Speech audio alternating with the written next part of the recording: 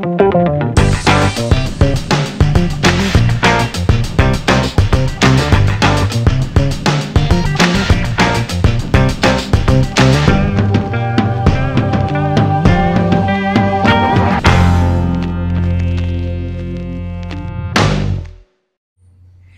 everyone, it's Jess and I'm here with show and tell number 3. This week I'm featuring a new product and it is called Sizzix Framelits. They are these sets of wafer thin dies that you can use in your Big Shot or any die cut machine that you use, and they are completely visible between the dies. So there's no question of what you're going to be cutting out or where you're going to be cutting because the dies are see-through.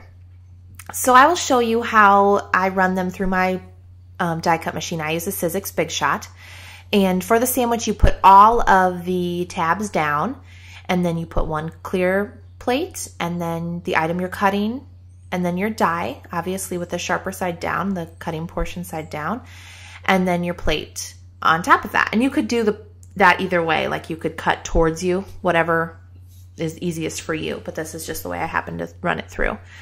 So if I had a stamped image there, or if I was trying to cut out a specific portion of pattern paper, I could easily do that with these. I love these dies, and they come in all kinds of different sets. This is the Fancy Labels set, and they come in circles, squares, stars, hearts. I picked up this one and the scalloped circle set, both from Simon Says Stamp. They're only 20 bucks, and you get 8 dies. So I am really excited about these. I will probably be buying a lot of other sets.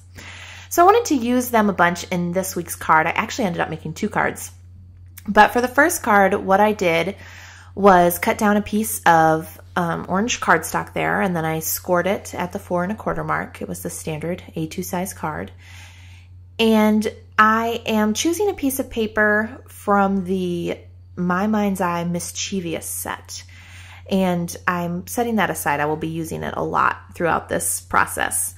But first I was trying to decide which of the labels would work best. That first one was a little too large, so I used the second largest one in the set. And I am just going to keep that in place when I run it through my Big Shot machine by using a couple of pieces of washi tape. I've used this tip, I think, before. But it's low tack tape, and it just allows it so your die doesn't move around when you're die cutting. And you can pick that up at Simon Says Stamp, and sometimes at like little craft stores, local craft stores will have that too, different kinds of it. So I'm just going to adhere that onto there and run through the same sandwich that I did last time with the clear plate and then my die and cardstock, and it is a perfect cut. So now I have also ran through that die again through my Big Shot using a Post-it note, and I'm going to mask off a portion of the inside of the card.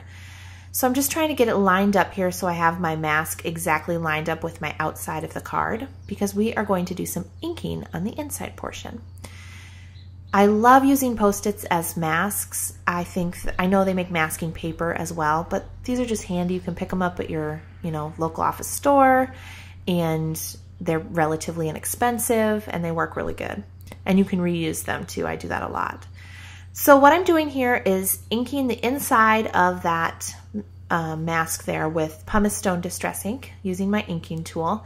And I'm not worried about getting it perfectly even because just the outside border is going to show, because I die cut a piece of paper to go over that. So you can see the center is not inked, but that's okay because it will be covered up. Now I am taking this stamp. This is from one of the new Lawn Fawn Halloween sets, and I'm going to color it using some Copic markers. And I am not a Copic expert by any sense of the word. I have just started to use them, and I watched a few YouTube tutorials and kind of just went for it. I use them for quick coloring. I'm not a huge, person who's into shading perfectly. I think that looks awesome when people do, but I am not quite there yet. So I'm just playing around with them. I used 3 different toner grays, T1, T3, and T4. And just put some accents where I thought it would go. I always start with my lightest color and then, work to my darkest and then go back over everything with my lightest again, just to kind of get everything to blend together. And then I'm adding a little touch of yellow to make the lights look like they're on in the windows. I will cut it out here and go around the edges with my memento marker just so I don't have any white edges showing. And now I took a piece of pattern paper from that My Mind's Eye set that I showed you right at the beginning, Mischievous it's called, it's the 6x6.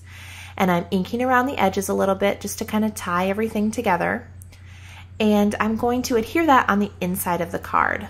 It just really offers such an awesome look to be able to die cut everything accordingly. It really gives a custom look.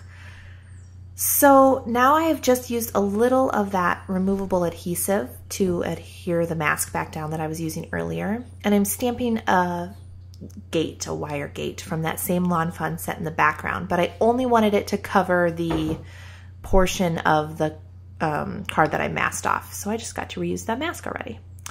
Now I stamped a big bat back there.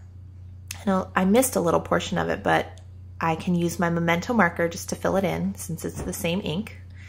And now I'm using some foam adhesive to put the house in that little scene there. And the fence is behind the house. I kind of look like that look. You can have it behind or in front of the house. It's really versatile. So I'm popping that in there, and I thought that it looked just a little empty, so I knew that I was going to need another touch of something. So I decided to use the little bat from that set. So I popped that little bat right down below there, and it looked pretty good. And now I'm going to carry those bats to the outside of the card as well. Oh, first I have to add in a little touch of orange onto all the windows because I thought the orange cardstock wasn't really going with anything. So that little hint kind of brought everything together. I'm stamping my sentiment from that same Lawn Fawn set. It says, "Have a spooktacular Halloween." I thought it went pretty well with my spooky scene I've created. And you see that candle that I'm kind of moving around on the outside? That's just to help my paper or my card stay shut when I'm doing this outside stamping, because I got a little ahead of myself and adhered things on the inside first. So I needed a way to make it lay flat, and I used that candle as a paperweight. It's the Leaves candle from Bath & Body Works, by the way, and it's my favorite scent, and they only carry it during autumn, so I always stock up when it's available. Anyway, that is the end of this card pretty much. I just stamped a couple of bats on the outside there, and then I am inking the outside with Pumice Stone Distress ink just to kind of bring everything together. And that is the Spooktacular card. Here is a picture of it. Looks really orange in that photo. That's more true to life. That's how it really looks. And then there's a little close-up of the spooky house. Well, I got kind of on a roll using these dies, and I was like, oh, I have a lot of pretty scraps left over. I better use them up. So I thought while I had everything kind of out, I would just whip up another Halloween card. So you can see that is the inside portion of that card that we die cut for the last card. And so I'm inking the outside edges. And then that is another piece of pattern paper from that Mischievous pack, and I'm inking the edges of that as well. And that was one that I thought about using on the inside, but then I went with a different color. So I had it left over. I have been trying this new thing where I'm using up my scraps after each project. It's kind of worked out for me. It's a little bit easier to use them up when everything's still out. And I'm just going to stamp Happy Haunting there on the bottom from the same Lawn Fun set. Oh, it was a one stamp set kind of week. Now I have these 3 ghosts from that set, and I am stamping them onto some white cardstock there. And that is actually not, I usually use the Nina Solar white cardstock, but when I'm not coloring anything in, if I'm just cutting them out, you know, I'm not really adding anything to them, I use the cheap cardstock because that other stuff's kind of expensive. So I have to have the cheap stuff on hand for when I don't need to do any Copic coloring or anything. Now I have another die cut from those Framelit dies, and that is the smallest one in the set, which is still pretty good sized. So it will accommodate a lot of different kinds of projects. But I'm adhering that one up a little bit high just so you can still see my sentiment there. Now I'm going around the ghosts that I cut out with my memento marker, and I've inked around the outside edges of all of those, and I am putting them on that piece with some dimensional adhesive. Now I need a base for all of this, so I used a piece of black cardstock, just cut to a standard size, And then I wanted to mat those onto something. So I cut a piece of paper from that same collection down to, I think it's 3.75 by 5. I'm pretty sure that's right. And that's a 1/4 of an inch mat. And now I am distressing the outside of that piece of paper with my Tim Holtz Tonic Distress tool. I love that. I don't use that as much as I used to or should use it because it really kind of adds a good texture to the outside of the card, and it's super quick and easy.